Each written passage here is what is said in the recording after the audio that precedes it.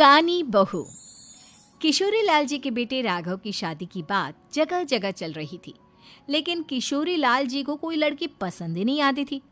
और उसकी एक ही वजह थी, किशोरी लाल जी का लालची होना। उनको लड़की वालों से मोटा दहेज चाहिए था और इसी चक्कर में एक दिन वो एक बहुत पैसे वाले के घर अपने बेटे का रिश्ता लेकर पहुंचे। उस आदमी का नाम था ओम प्रकाश। देखिए किशोरी लाल जी, मेरी एक ही बेटी है और मेरी सारी संपत्ति जायदाद सब कुछ मेरी बेटी नैना का ही है। पापा, नाम से लगता है बहुत खूबसूरत होगी। कितना अच्छा नाम है ना, नैना। ओ, वैसे बात तो सही है आपकी। अब इतना पैसा है, जमीन जायदाद है, इकलौती बेटी, आप भी क्या करेंगे? सब कुछ उसे ही देंगे ना। बिल्कुल ठीक पहचाना आपने। बस बेटी की शादी और सारी जायदाद उसके नाम। पापा, बिना देखे हाँ कर दीजिए ना। इतना अच्छा रिश्ता फिर कहाँ मिलेगा? माला माल हो जाएंगे हम। मैं अपनी बेटी को बुलाता हूँ। अरे नहीं नहीं नहीं नहीं, आपकी बेटी का नाम नैना है, सुनकर ही लगता है बहुत सुंदर होगी। रहने दीजिए अंकल, मैं तो आपकी बेटी के नाम से ही इतना खुश हो गया हूँ कि उसे बिना देखे शादी करने को तैयार हूँ। अब तो मैं उसका चेहरा सीधे शादी के बाद ही देखूंगा। और इस तरह राघव नैना का चेहरा नहीं देखता और उससे शादी कर लेता है। शादी के बाद अपनी सुहाग रात पर जब राघव नैना का घूंघट उठाकर देखता है तो नैना की आंखें बंद थी। कितने खूबसूरत हो तुम नैना, जरा अपनी आंखें खोलकर मेरी तरफ देखो तो सही। नहीं, मुझे शर्म आती है। अरे, मैंने तुम्हें शादी से पहले भी नहीं देखा, और अब अगर तुम आंखें खोलकर मुझे देखोगी भी नहीं तो मुझे अच्छा कैसे लगेगा?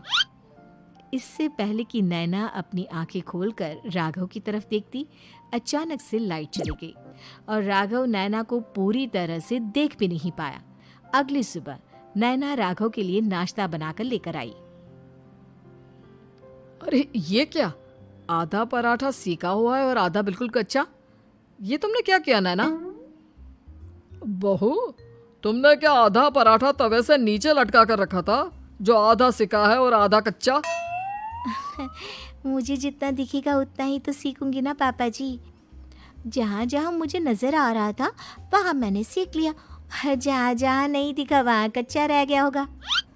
इसका क्या मतलब है? ये कैसा मजाक कर रही है तुम?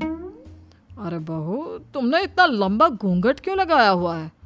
देखो, हमारे घर में बहुओं को बेटी की तरह रखा जाता है, और फिर तुम तो इतना सारा माल लेकर आई हो।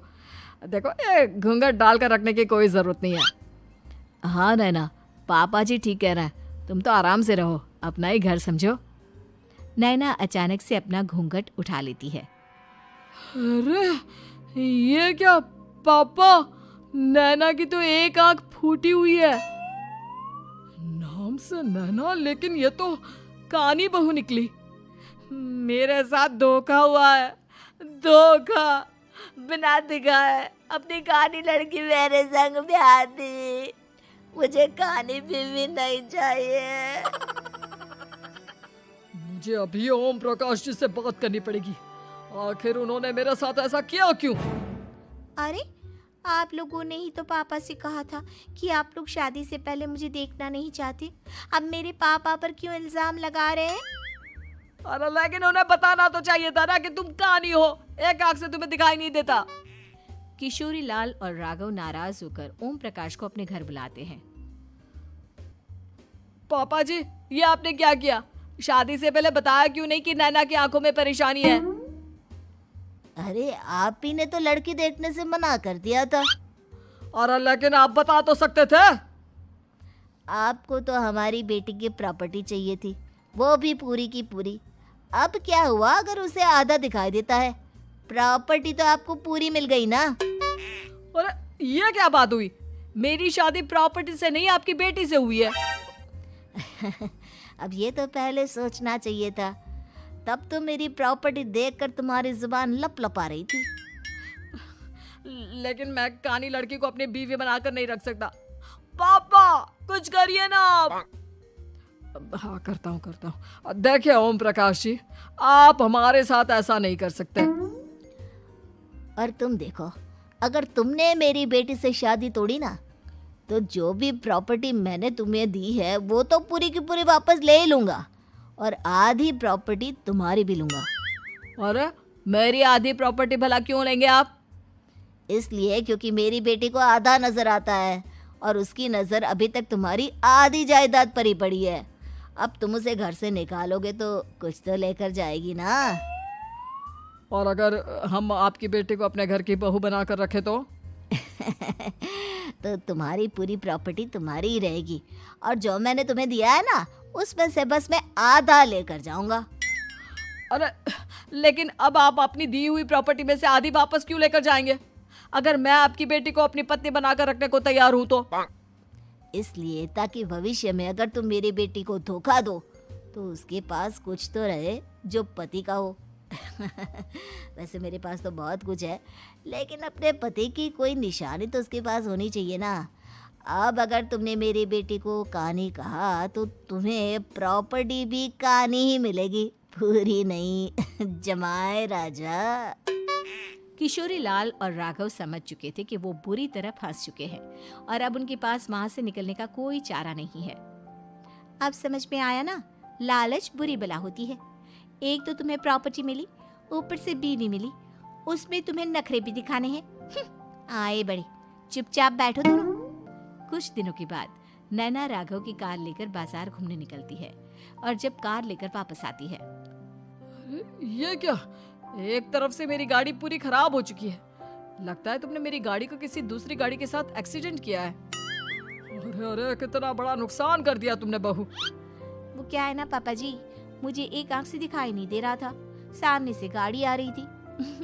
मुझे तो सिर्फ आधा ही दिखाई दिया और वो गाड़ी मेरी कार से रगड़ते हुए निकल गई। अब मैं क्या करूं बताओ? आप इसे ठीक कराने के पैसे कौन देगा? तुम्हारे पापा। तुमने मुझसे इस तरह से बात की? अभी रुको। नैना राघव की शिकायत ओम प्रकाश को कर देती है।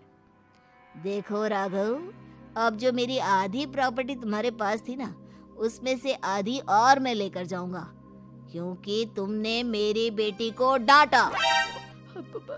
अरे नहीं नहीं पापा जी, गलती हो गई, माफ कर दो। गलती की तो कोई गुंजाइश ही नहीं। अगली बार मेरी बेटी को डांटा तो बची हुई आधी में से आधी और ले जाऊंगा।